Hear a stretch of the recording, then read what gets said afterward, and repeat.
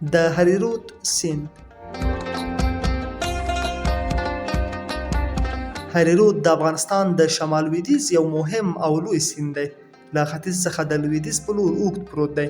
د هریرود لومړني مرستیالان د لال او سرجنګل او سنګل آب سیندونه دي چې د بابا د غره نه د چغچران په لور بهیږي. یو بل کوچنی سیند د دولتیار په سیمه کې ورسره یوځای کیږي. د تګاب او وشلان په نوم مهم مرستیالان د مارو په سیمه کې ورسره یوځای کیږي چې د سیاکولا بیلابیلو زورو څخه رابهیږي.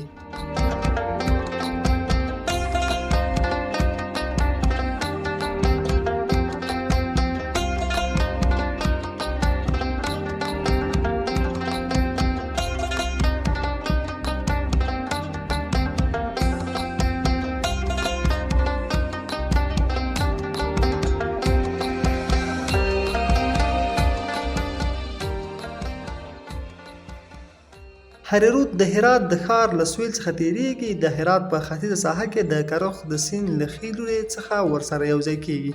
دغه د سفید کوه له زورو په تیره بیا د هغه له سویلي اړخونو او د سابزک له بند څخه پیل او بیا له هریرود سره یوځای کیږي.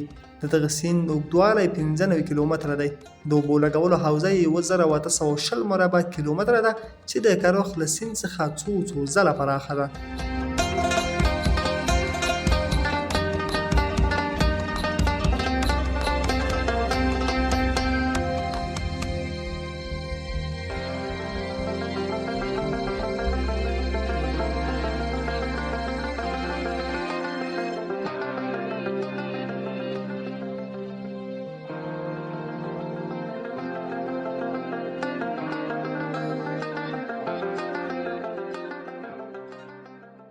د هریرود سیند د سیاهکو او سفیدکو د غرونو ترمنځ په منظم ډول د لویدیځ په لور بهیږي. له خپلې سرچینې څخه د کوهستان تر سیمې پورې د 1560 کیلومترو په واټن له سفیدکو او سیاهکو سره په موازي توګه روان دی. په دغه سیمه کې یو څه جیولوژیکي کږلېچونه موجود دي او د کوهستان له سیمې وروسته د شمال په لوري کږېږي او د ذوالفقار تر سیمې پورې 95 کیلومتره واټن باندې بهیږي چې د ذوالفقار له سیمې څخه په تیریدو سره د ترکمنستان او ایران ګډو پولو ته رسیږي.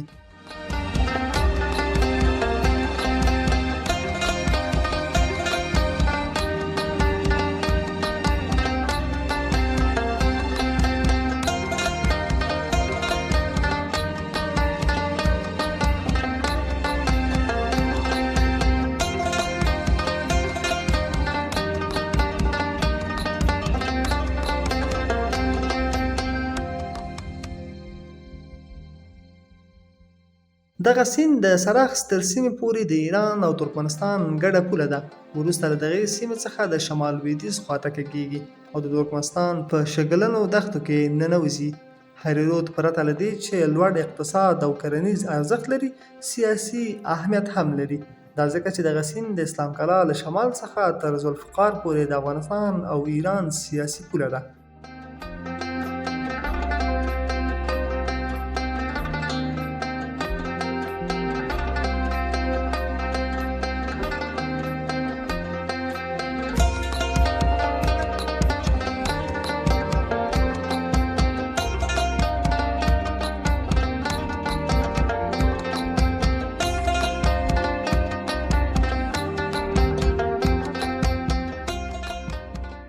یاد سیند بیا له ذوالفقار څخه تر سرخس پورې د ترکمنستان او ایران ترمنځ سیاسي پوله ده.